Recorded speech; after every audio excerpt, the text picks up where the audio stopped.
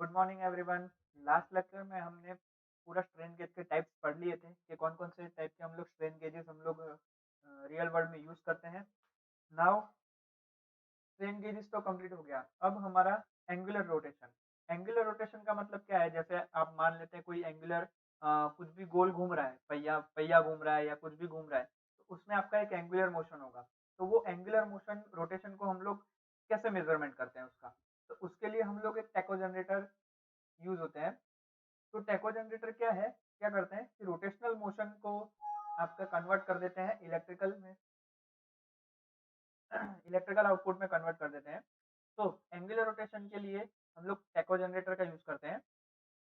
Machine की lab में हमारा टैको जनरेटर यूज होता है जो रोटेशनल स्पीड को, यानी कि रोटेटिंग डिवाइस की जो स्पीड है उसको हमें कन्वर्ट करके देता है इलेक्ट्रिकल क्वांटिटी में।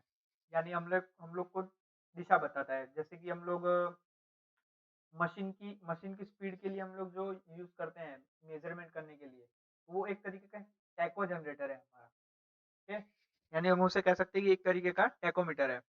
तो इसमें क्या होता है कि कोई कुछ टैको जनरेटर टैकोमीटर्स जो कुछ कुछ होते हैं वो मार्केट में अभी ऐसे अवेलेबल हैं जिसमें हमें रोटेशन के लिए, रोटेशनल मोशन के मेजरमेंट के लिए हमें उसको कांटेक्ट की भी जरूरत नहीं होती है। यानी जिसका भी एंगुलर रोटेशन हमें मेजरमेंट करना है उसके साथ अटैच करने की भी जरूरत नहीं होती है।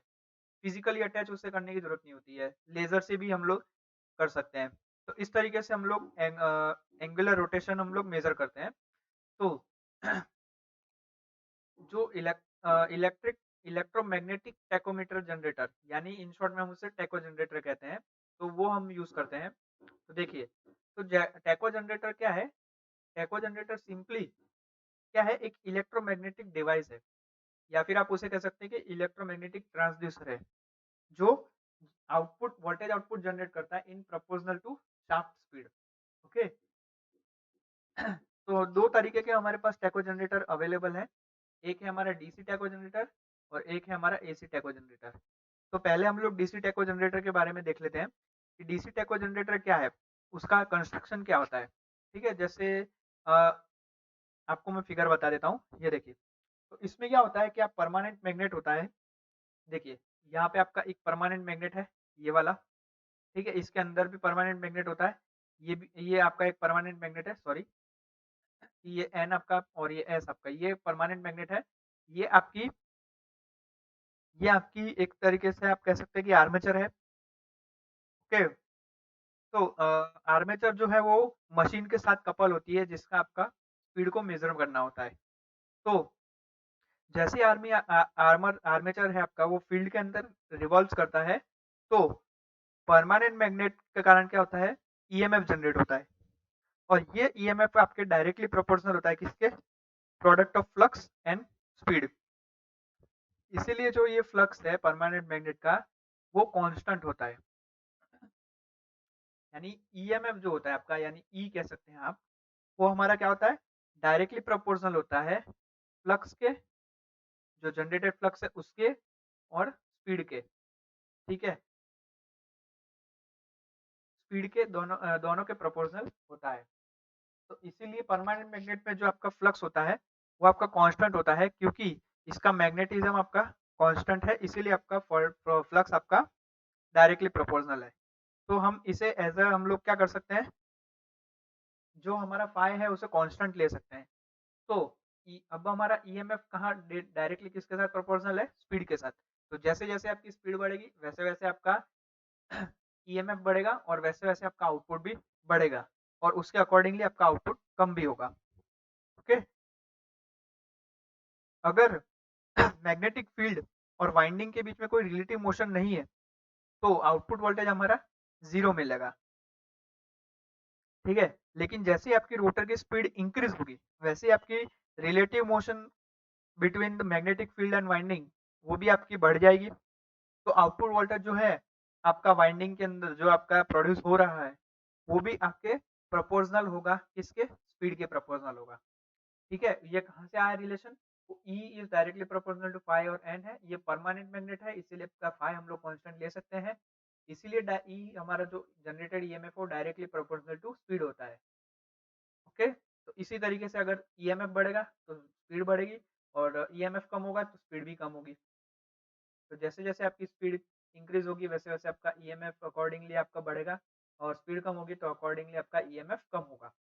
तो इस तरीके से हम लोग डीसी टेको जनरेटर का यूज़ करके एंगुलर रोटेशन का मोशन हम लोग क्या करते हैं उसका इलेक्ट्रिक मो सॉरी अ, एंगुलर मोशन हम लोग उससे मेज़र करते हैं। ओके? जैसे आपको यहाँ पे फिगर में बताया गया है डीसी टेको जनरेटर के साथ एक सीरीज़ रेजिस्टेंस भी कनेक्टेड है। ये देखिए, ये सीरीज़ रेजिस्टेंस आपका कनेक्टेड है। तो ये सीरीज़ रेजिस्टेंस का यूज़ क्या है? सीरीज़ रेजिस्टेंस इसीलिए यूज़ हो रहा है ताकि जो हमारे जनरेटर से जनरेटर में मान लीजिए कि किसी तरीके का कोई फ़ॉल्ट हुआ, कुछ भी कुछ भी आपका जनरेटर में फ़ॉल्ट हुआ, तो उसके कारण क्या हुआ शॉर्ट सर्किट हुआ।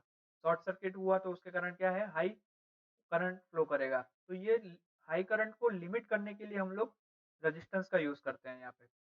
ओके?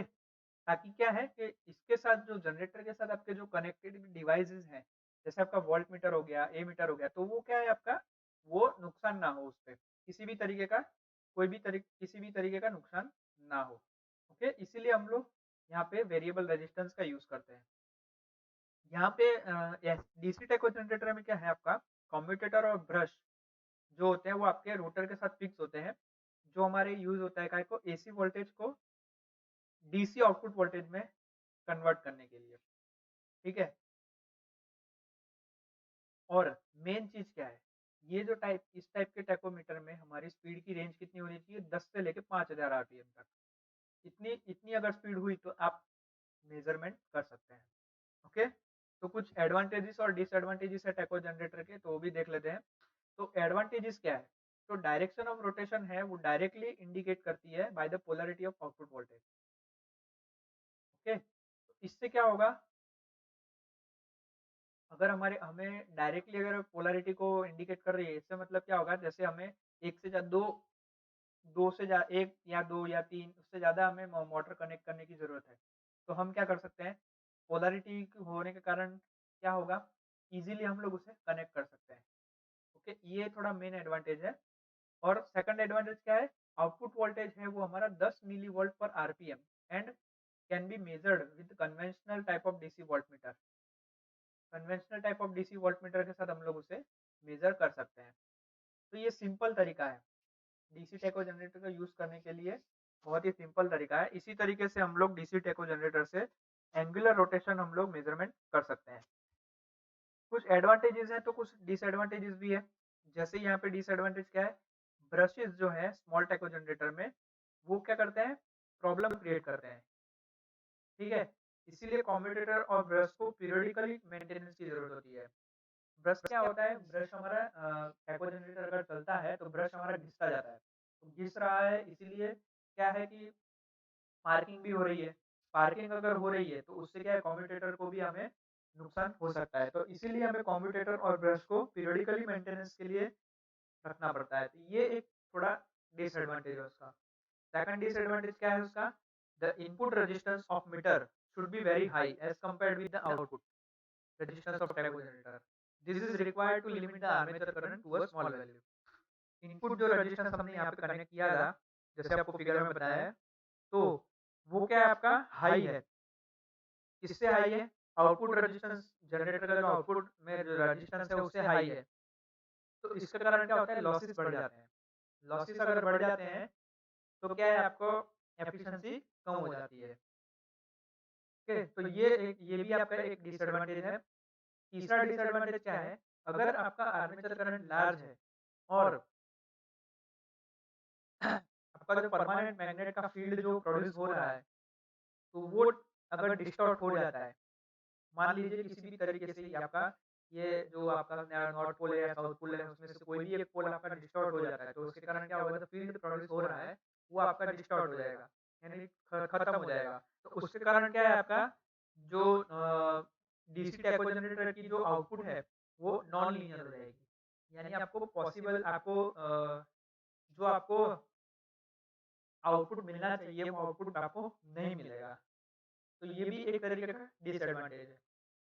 नाउ डीसी टेको जनरेटर तो हो गया। अब एसी टैको जनरेटर, ठीक है। तो एसी टैको जनरेटर में क्या है कि जैसे आपने ये थोड़े डिसएडवांटेज देखे तो और कुछ डिफिकल्टीज देखी, ठीक है, डीसी टैको जनरेटर में। कैसी डिफिकल्टी? आपका जो बाहर का एक्सटर्नल रेजिस्टेंस जो है उसका रेजिस्टेंस हाई है, आउटपुट रेजिस्टेंस से टैको जनरेटर के आउटपुट रेजिस्टेंस से हाई है, तो क्या लॉसेस बढ़ जाते हैं। ओके, तो उसके कारण एफिशिएंसी कम हो जाती है। तो ऐसी और भी डिफिकल्टी है होती है डीसी टैको जनरेटर में, तो उसे हम लोग ओवरकम करने के लिए एसी टैको जनरेटर यूज करते हैं। देखिए, इसमें आपको फिगर है, फिगर में आपको बताया है। तो ये क्या है, एसी टैको जनरेटर में क्या होता है, एक रोटेटिंग मैग्नेट होता है।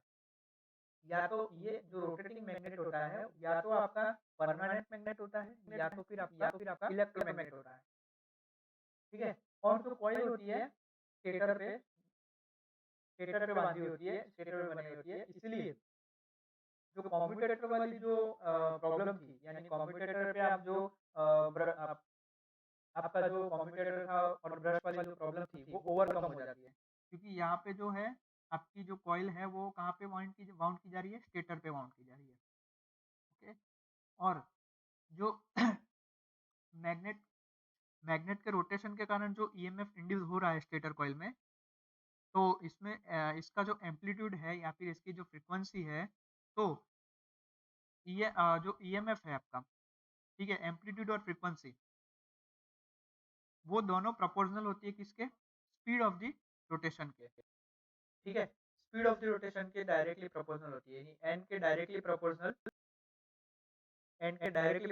होती है फ्रीक्वेंसी और amplitude. Okay, frequency and then amplitude, amplitude.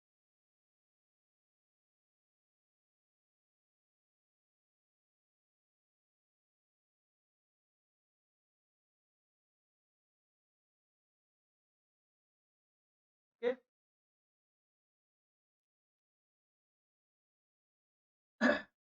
तो या फिर आप एम्पलीट्यूड से, या फिर आप एम्पलीट्यूड को कंसीडर करके, या फिर आप फ्रीक्वेंसी को कंसीडर करके आप क्या कर सकते हैं, इंड्यूस वोल्टेज को मेजर कर सकते हैं according to the speed of the rotor. Okay, जब भी आपका एम्पलीट्यूड आपका इंड्यूस वोल्टेज प्रोड्यूस करता है तो हम लोग स्पीड को मेजर करते हैं।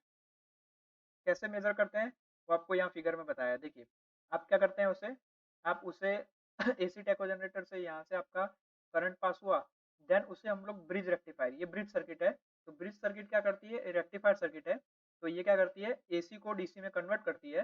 देन हमारा रेजिस्टेंस और कैपेसिटर थ्रू हम लोग वोल्ट मीटर से उसे हम लोग मेजरमेंट करते हैं। तो इस तरीके से हम लोग एसी एसी टैको जनरेटर से रोटेशनल स्पीड को कन्वर्ट करते हैं इलेक्ट्रिकल स्पीड में, इलेक्ट्रिकल क्वांटिटी में। ओके, और जो आउटपुट वोल्टेज है एसी टैको जनरेटर का वो हमारा रेक्टिफाइड होके आता है।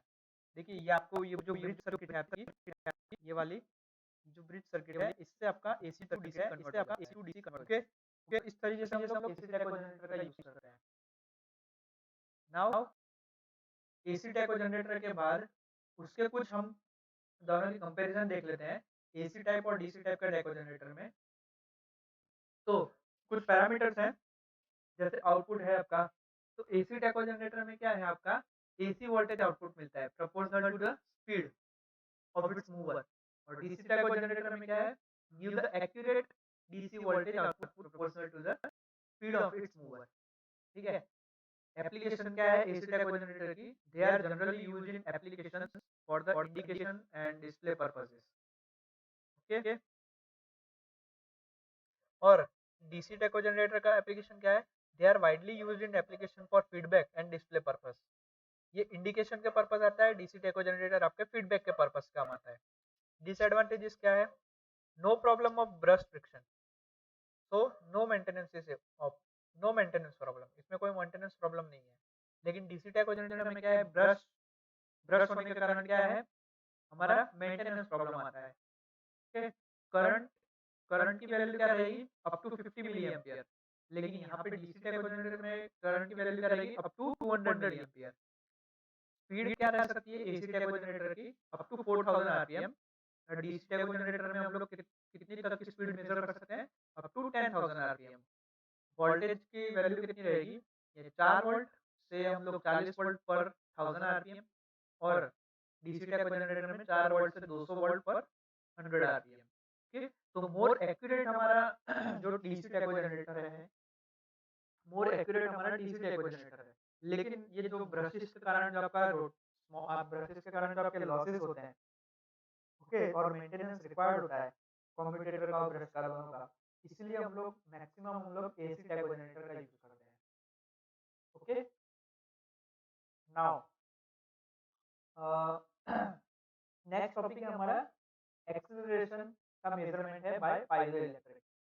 तो ये एक और मेथड है हमारी जो एक्सेलरेशन मेजर करती है बाय पाइजो इलेक्ट्रिक क्रिस्टल।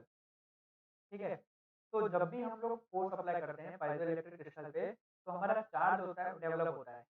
तो ये चार्ज जो होता है हमारा डायरेक्टली प्रोपोर्शनल होता है अप्लाइड फोर्स से। ठीक है, यानी हम लोग कह सकते हैं Q is equal to F into D, जहाँ पे आपका Q चार्ज है, F फोर्स है, और डी आपका डिस्टेंस है। और ये जो फोर्स है, अगर हम उसे मास के और एक्सेलरेशन के टर्म में अगर लिखें तो किस तरीके से लिख सकते हैं, F is equal to M A. कि यहाँ पे F क्या है, आपका फोर्स है, M आपका मास है, और A आपका एक्सेलरेशन है। ठीक है, तो आउटपुट वोल्टेज जो आपका एक्सेलरेशन से हो रहा है, वो कितना है, आपका output voltage V is equal to Q by C. Okay, तो Q की वैल्यू हम यहाँ पे लिखेंगे F इंटू डी, और F की जगह एम ए, तो M A D upon C. Okay, तो आपका एक्सेलरेशन यहाँ पे कैसा आएगा, आपका एक्सेलरेशन की वैल्यू क्या आएगी, V C upon M into D. तो इसके अकॉर्डिंगली हमारा एक्सेलरेशन हम लोग मेजर करते हैं। ओके, नाउ कंस्ट्रक्शन देख लेते हैं उसका। देखिए, पाइजो इलेक्ट्रिक मेजरमेंट में हम लोग क्या होता है कि पाइजो इलेक्ट्रिक क्रिस्टल होता है जो आपका जिसका मास आपका m होता है। ओके, और एक स्प्रिंग के साथ लोडेड होता है। पाइजो इलेक्ट्रिक आपका जो आपका कांटेक्ट साथ होता है, किसके साथ कांटेक्ट होता है, क्रिस्टल के साथ। ओके, जब भी आपका मास यानी m जो है आपका वो एक्सेलरेट करता है, तो क्रिस्टल में फोर्स प्रोड्यूस होता है। ये देखिए देखिए, जैसे मैं आपको यहाँ पे फिगर में बता देता हूँ। जैसे ये पाइजो पाइजो क्रिस्टल है, यहाँ पे देखिए, ये आपका पाइजो क्रिस्टल है। ओके, तो इसमें क्या है, आपका एक मास है। देखिए यहाँ पे m मास का कुछ भी एक द्रव्यमान ले लिया है, m मास से कोई द्रव्यमान ले लिया, तो उसके कारण क्या हो रहा है, पाइजो एक क्रिस्टल जो आपको दब रहा है। दब रहा है तो क्या हो रहा है, यहाँ पे आपका फोर्स प्रोड्यूस हो रहा है। क्रिस्टल पाइजो क्रिस्टल से कारण क्या हो रहा है, फोर्स प्रोड्यूस हो रहा है, और वो फोर्स हमें आउटपुट में मिल रहा है। तो इस तरीके से हम लोग मेजरमेंट करते हैं पाइजो इलेक्ट्रिक क्रिस्टल से एक्सेलरेशन का। तो आपका ये एक्सेलरेशन जो हो रहा है उसके अकॉर्डिंग आपका कितना आउटपुट वोल्टेज मिल रहा है, वी जीरो। तो किसके डायरेक्टली प्रोपोर्शनल है, एक्सेलरेशन के। वो कैसे हमने किया, ये देखिए, acceleration is equal to V C upon M D. तो ये वी जीरो क्या है आपका, वी जीरो आउटपुट वोल्टेज है, और एक्सेलरेशन है ये आपका ए स्मॉल ए। तो इससे हम लोग ये जो इक्वेशन आया उससे हम लोग कह सकते हैं कि acceleration is directly proportional to output voltage. Okay, इसका कुछ एडवांटेजेस है। तो एडवांटेज क्या है, स्मॉल साइज के होते हैं और वेट में भी लाइट होते हैं। ठीक है, हायर फ्रीक्वेंसी होती है, और use for vibration and shock applications also. Okay, तो इस तरीके से हम लोग पाइजो इलेक्ट्रिक से हम लोग एक्सेलरेशन का भी मेजरमेंट कर सकते हैं। सिंपल है। पाइजो क्रिस्टल पे अगर दबाव आया उस कारण क्या होता है, आपका फोर्स प्रोड्यूस होता है। फोर्स प्रोड्यूस होता है तो आपका एक्सेलरेशन आपको मिलता है, तो वो आपको आउटपुट में आपको वोल्टेज देता है। Simple. Okay, now measurement of velocity. Velocity का मेजरमेंट हम लोग कैसे करते हैं, वेलोसिटी का मेजरमेंट कैसे करते हैं, डिजिटली हम लोग वेलोसिटी का मेजर करते हैं। तो इसमें क्या होता है, हम लोग फोटो इलेक्ट्रिक ट्रांसड्यूसर का यूज करते हैं। ओके, फोटो इलेक्ट्रिक ट्रांसड्यूसर का यूज करते हैं ताकि क्या हो सके, हमें बेटर एफिशिएंसी हमें मिल सके। ओके, तो इसमें क्या होता है, आप देखिए फिगर में, आपको देखिए, जैसे आपका ये ओपेक डिस्क है, वो आपकी रोटेटिंग शाफ्ट से कनेक्टेड है। तो जैसे ये और ये जो डिस्क है आपके, वो उसमें होल्स बने हुए हैं, इक्वल डिस्टेंस पे होल बने हुए हैं। तो जब भी आपके डिस्क के एक पे, जैसे एक होल पे आपका लाइट आई, ओके, और जो दूसरी साइड है आपकी उसमें आपका लाइट सेंसर कनेक्टेड होता है। तो मान लेते हैं कि एक लाइट सोर्स से आपकी एक लाइट आई कि जो आपके एक होल से पास हुई। एक होल से पास हुई, देन वो उसके सेंसर पे हुई। तो जब भी आपकी डिस्क आपकी रोटेट होगी, तो एक-एक करके ये जो हमारे होल्स हैं, उसपे आपके लाइट गिरेगी। लाइट गिरेगी तो उसके अकॉर्डिंगली आपकी लाइट सेंसर से वो लाइट आपकी सेंस होगी। तो लाइट सेंसर से क्या होगा, आपका आउटपुट सिग्नल आपका जनरेट होगा। ओके? तो इसमें क्या है आपका, जितनी स्पीड में आपकी ओपेक डिस्क घूमेगी और जैसे-जैसे आपके होल्स आपके टच में आएँगे, यानी लाइट सोर्स के टच में आएँगे, वैसे-वैसे आपके लाइट सेंसर से आपका आउटपुट जनरेट होगा। तो ये जो नंबर ऑफ पल्सेस हैं, जो हमारे प्रोड्यूस हो रहे हैं आउटपुट में, वो किस पे डिपेंड है? नंबर ऑफ होल्स और स्पीड ऑफ द रोटेशन। ये अगर ज़्यादा स्पीड हुई, रोटेशन की स्पीड अगर ज़्यादा हुई, तो ज़्यादा होल्स लाइट सोर्स से कॉन्टैक्ट में आएँगे और लेज़र से लाइट सेंसर से हमें आउटपुट भी ज़्यादा मिलेगा। ओके? तो कुछ हमें पल्सेस भी मिलेंगे। तो इसके कारण हमें आउटपुट में वोल्टेज पल्सेस में मिलेंगे। तो इसी तरीके से हम लोग स्पीड मेज़र करते हैं। ओके? यहाँ पे जो नंबर ऑफ होल्स होते हैं ओपेक डिस्क पे, वो फिक्स होता है और इसीलिए जो नंबर ऑफ पल्स हमें मिलते हैं, आउटपुट में जो हमें नंबर ऑफ पल्सेस मिलते हैं, वो हमें डायरेक्टली प्रोपोर्शनल होते हैं वेलोसिटी के। तो इसी तरीके से हम लोग वेलोसिटी मेज़रमेंट करते हैं with the use of this photo electric transducer. Okay? इसके एडवांटेजेस क्या है, इसका जो आउटपुट है वो डिजिटल है, इसीलिए हाई एक्यूरेसी वाला होता है और जो सर्किट है वो और बहुत ही सिंपल है। जैसे ही आपका ये शाफ्ट है, इस पे कुछ आपका रोटेशनल आपको कुछ कनेक्ट होगा, आपको कुछ कनेक्ट ठीक है? तो ये ठीक है, शाफ्ट से कनेक्ट होगा ओपेक डिस्क से। तो जैसे आप वेलोसिटी बढ़ेगी यहाँ पे, जैसे आपकी ये क्लॉकवाइज़ घूम रहा है, तो वेलोसिटी आपकी बढ़ रही है। वेलोसिटी जैसे-जैसे आपकी बढ़ेगी, वैसे-वैसे आपकी ओपेक डिस्क भी घूमना स्टार्ट कर देगी। तो ओपेक डिस्क घूमेगी तो आपकी ये जो होल्स हैं, वो कांटेक्ट में आएँगे लाइट सोर्स से। तो जि जि एक 1 मिनट में आपके जितने भी लाइट सोर्स आपके कांटेक्ट में आ रहे हैं, तो उसके कारण क्या हो रहा है, आपका लाइट सेंसर थ्रू आपका आउटपुट मिल रहा है। तो वोल्टेज जनरेट हो रहे हैं आउटपुट में। तो इसी तरीके से हम लोग मेज़र करते हैं। सिंपल है। Okay? Now measurement of flow. ठीक है? मेज़रमेंट ऑफ फ्लो हमें क्यों ज़रूरत पड़ी? हम पेट्रोल एग्ज़ाम्पल के तौर पे जैसे मान लेते हैं हम पेट्रोल भरवाने जा रहे हैं। तो पेट्रोल भरवाने जा रहे हैं तो हम बोलते हैं कि 1 लीटर डाल दीजिए, 2 लीटर डाल दीजिए, 100 का डाल दीजिए, 500 का डाल दीजिए। ऐसे हम लोग मेज़रमेंट करते हैं। तो हम कैसे पता है कि ये 1 ही लीटर उसमें से आएगा? वो मीटर में वो 1 लीटर डालता है तो 1 लीटर ही आपके मशीन में से आता है। तो वो कैसे मेज़र करते हैं हम लोग? वो मेज़र करते हैं हम लोग इलेक्ट्रोमैग्नेटिक फ्लो मीटर से। ओके? यानी जो भी हमारा पेट्रोल पंप पे हमारा जो भी मशीन होती है, वो एक तरीके का इलेक्ट्रोमैग्नेटिक फ्लो मीटर है, जिससे हम लोग कितना फ्लो हुआ, वो मेज़रमेंट हम लोग कर सकते हैं। तो इलेक्ट्रोमैग्नेटिक फ्लो मीटर में क्या होता है कि जो फ्लो है, उसका मेज़रमेंट होता है। जैसे आपका कोई स्लरी हो गया, कोई स्लज हो गया, तो उससे हम लोग आउटपुट लेते हैं, इलेक्ट्रिकल आउटपुट लेते हैं। ओके? तो इसमें क्या होता है आपका, it consist of pair of insulated electrode buried in the opposite side of non conducting and non magnetic pipe. यहाँ पे आपको फिगर में दिख रहा है, ठीक है? तो इसमें क्या होता है, आपके इंसुलेटेड इलेक्ट्रोड होते हैं, जो आपके नॉन कंडक्टिंग मटेरियल पे आपके यानी नॉन मैग्नेटिक पाइप पे आपके बरीड होते हैं। बरीड मतलब गाढ़े हुए होते हैं, ठीक है? तो ये जो पाइप है आपकी, वो जो पाइप है वो आपकी लिक्विड कैरी कर रही है, जो जिसका मेज़रमेंट हमें करना है। तो यार इसके ये पाइप के सराउंडिंग आप क्या करते हैं, एक इलेक्ट्रोमैग्नेट प्रोड्यूस करते हैं, जो आपका मैग्नेटिक फील्ड इलेक्ट्रोमैग्नेट रखते हैं, जो आपका प्रोड्यूस होता है, आपका मैग्नेटिक फील्ड प्रोड्यूस करता है, ठीक है? तो ये अरेंजमेंट जो होती है कंडक्टर में, वो आपके मैग्नेटिक फील्ड के कारण प्रोड्यूस हो रही है, ताकि आप डायरेक्टली वोल्टेज अप्लाई कर सके जो पाइप है आपका उस पे। तो इसलिए जो होता है वोल्टेज हमारा, वो इलेक्ट्रोड के अक्रॉस अप्लाई होता है तो वोल्टेज हम किस तरीके से एक्सप्रेशन किस तरीके से दे सकते हैं, V इज इक्वल टू यहाँ पे BLV। ठीक है, तो BLV क्या है आपका, वोल्टेज है, B क्या आपकी फ्लक्स डेंसिटी है, स्मॉल v क्या आपकी वेलोसिटी ऑफ लिक्विड है, और L क्या आपकी लेंथ ऑफ द कंडक्टर है। तो यहाँ पे जो आपकी फ्लक्स डेंसिटी है, ये इक्वेशन के अकॉर्डिंग आपकी जो फ्लक्स डेंसिटी है और जो लेंथ है कंडक्टर की, वो आपकी कांस्टेंट है। कैसे कांस्टेंट है, क्योंकि कंडक्टर जो आपने यूज किया कॉइल बनाने में, उसकी लेंथ आपकी कांस्टेंट है। ठीक है, और उसके कारण जो आपका फील्ड प्रोड्यूस हो रहा है, तो फील्ड प्रोड्यूस हो रहा है, तो इसलिए आपकी फील्ड भी आपकी कांस्टेंट रहेगी, और अगर आपकी फील्ड कांस्टेंट रहेगी तो आपकी फ्लक्स डेंसिटी भी कांस्टेंट रहेगी।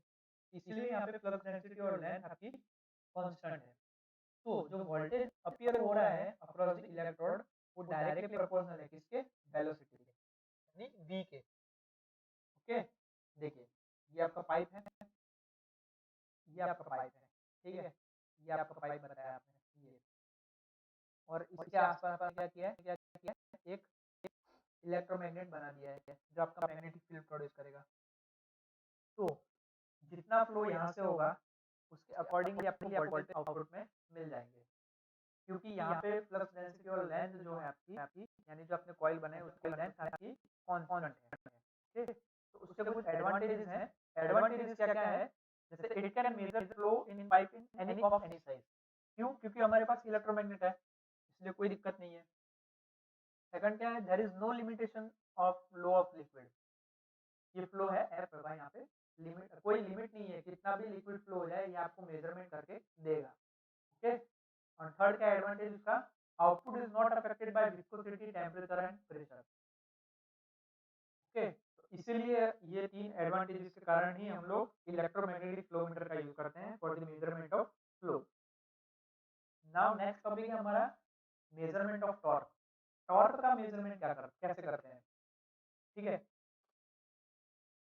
तो सबसे पहला क्वेश्चन तो ये है कि टॉर्क आपका किस पे डिपेंड होता है। टॉर्क आपका डिपेंड होता है रोटेशन ऑफ शाफ्ट। ओके, और it is based upon the angular displacement or twist in the shaft। ठीक है, तो strain due to twist is sensed by the transducer। देखिए यहाँ पे आपको इजीली होगा, जैसे ये आपका कोई आपने पाइप ले लिया, मान लीजिए कि आपने कुछ भी प्लास्टिक की, सॉरी प्लास्टिक की नहीं, आपने कोई भी पाइप ले ली, उसे क्या कर रहे हैं आप, ट्विस्ट कर रहे हैं, तो उसके कारण क्या होगा, आपका ट्विस्ट के कारण क्या होगा, आपका स्ट्रेन प्रोड्यूस होगा, और स्ट्रेन को हम लोग कैसे सेंस करेंगे, ट्रांसड्यूसर से हम लोग सेंस कर लेंगे। ठीक है, तो इसमें क्या होता है, टॉर्क के मेजरमेंट के लिए हम लोग स्ट्रेन गेज भी यूज कर सकते हैं। तो जब भी आपके टू स्ट्रेन गेज होते हैं, जब आपका जैसे यहाँ पे आपका दिखाया गया स्लिपरिंग थ्रू, यहाँ पे आप लोग का जो नीचे वाला हिस्सा है वो आपका नीचे वाला हिस्सा है वो आपका एंटी क्लॉकवाइज घूम रहा है, और जो ऊपर वाला है वो आपका क्लॉकवाइज घुमा रहे हो आप, मतलब आप ट्विस्ट कर रहे हो, तो उसके कारण क्या हो रहा है, इसमें स्ट्रेन प्रोड्यूस हो रहा है। तो स्ट्रेन गेज थ्रू हम लोग क्या कर रहे हैं, मेजरमेंट कर रहे हैं। ओके, और यहाँ पे क्या है, यहाँ पे जो शाफ्ट की एंगल है वो आपकी कितने डिग्री एक दूसरे से कितना दूर है, 45 डिग्री का एंगल बना रही है। इसीलिए हम लोग टॉर्क की वैल्यू कैसे डिफाइन कर सकते हैं, टॉर्क की वैल्यू हम लोग कैसे दे सकते हैं, T is equal to 5G r⁴ minus small r⁴ upon 2L theta. Theta क्या है आपका एंगुलर डिफ्लेक्शन है, जितना भी आपका एंगुलर डिफ्लेक्शन हो रहा है, आप एक हाथ से पाइप का एक हिस्सा पकड़ रहे हैं, दूसरे हाथ से दूसरा पकड़ रहे हैं। ठीक है, तो एक जो आपका राइट हैंड है, मान लीजिए राइट हैंड को आप ऊपर की तरफ मूव कर, मतलब क्या कहते हैं, आप क्लॉकवाइज घुमा रहे हैं, और जो आपका लेफ्ट हैंड है आपको एंटी क्लॉकवाइज घुमा रहे हैं, तो ट्विस्ट हुआ एक तरीके का, ये ट्विस्ट हुआ तो दोनों के बीच में कुछ एंगल आया, तो ये जो एंगल है वो आपका थीटा है। ओके, जो आपका जी है वो मॉड्यूलस ऑफ रिजिडिटी है, कैपिटल आर है वो आपका आउटर रेडियस है, और स्मॉल आर है आपका इनर रेडियस है, और एल है जो आपकी लेंथ ऑफ द शाफ्ट है, एंगुलर डिफ्लेक्शन है, और टी आपका टॉर्क है। तो इस तरीके से हम लोग टॉर्क का मेजरमेंट करते हैं। ओके, तो अगर आपका एंगल 45 डिग्री है, इंडिकेटेड जो स्ट्रेन है आपका शाफ्ट पे आपका 45 है, तो उसको कैसे कैसे हम लोग इंडिकेट करेंगे? तो प्लस और minus T R upon pi G R raise to 4 minus R raise to 4 यानी जो थीटा की वैल्यू थी वो 45 होने के कारण हम लोग क्या करेंगे? इसको फाइंड करेंगे। तो ये जो स्ट्रेन है आपका, वो आपका मेजर्ड होगा by electrical to indicate the torque. इसमें क्या है हम लोग मल्टीपल स्ट्रेन गेज भी हम लोग यूज़ कर सकते हैं, यानी कनेक्ट कर सकते हैं या फिर हम लोग इंस्टॉल कर सकते हैं from in the form of bridge जैसे आपको आपको बताया, ठीक है? ताकि ताकि क्या हो सके, जो हमारे एक्सियल लोड के कारण जो डिफॉर्मेशन होती है, एक्सियल लोड यानी जो एक्सिस पे लोड पड़ रहा है, उसके कारण जो डिफॉर्मेशन होती है, तो वो हमारा कैंसल आउट हो सके। ओके, तो कुछ एडवांटेजेस और कुछ डिसएडवांटेजेस है इसके। तो एडवांटेजेस क्या है? It is fully temperature compensated. Okay, यानी टेम्परेचर इस पे किसी भी तरीके का टेम्परेचर इफेक्ट यहाँ स्ट्रेन गेजेस पे हमें को देखने को नहीं मिलेगा। ओके, सेकंड क्या है? It provides automatic compensation for bending and axial load. Okay, third advantage क्या है? It gives maximum sensitivity for a given torque. और डिसएडवांटेजेस भी है कुछ।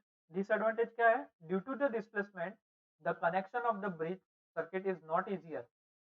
डिस्प्लेसमेंट के कारण क्या होता है? ब्रिज का कनेक्शन हमारा इजीली नहीं होता। और अबव प्रॉब्लम यानी कि जो अबव हमारी प्रॉब्लम्स हुई रोटेशन के कारण, तो इसके कारण क्या है? स्लिपरिंग और ब्रश हमारा रिक्वायर्ड हो जाता है। ठीक है, तो ये कुछ एडवांटेजेस थे और कुछ डिसएडवांटेजेस थे हमारे। तो टॉर्क का मेजरमेंट हम लोग with the help of strain gauges हम लोग टॉर्क का मेजरमेंट करते हैं। तो आज के लिए हम लोग फिलहाल इतना ही रखते हैं। नेक्स्ट लेक्चर में हम लोग पाइजो इलेक्ट्रिक ट्रांसड्यूसर या सॉरी हॉल इफेक्ट ट्रांसड्यूसर देखेंगे। देन उसके बाद हम लोग इंस्ट्रूमेंटेशन एम्पलीफायर देख लेंगे कि उसका वर्किंग कैसे होता है। ओके, और हम लोग कुछ डिफरेंस भी देख लेंगे इंस्ट्रूमेंटेशन एम्पलीफायर और ऑपरेशनल एम्पलीफायर के बीच में। ओके, तो इसके साथ हमारा जो ट्रांसड्यूसर वाला पोर्शन है वो हमारा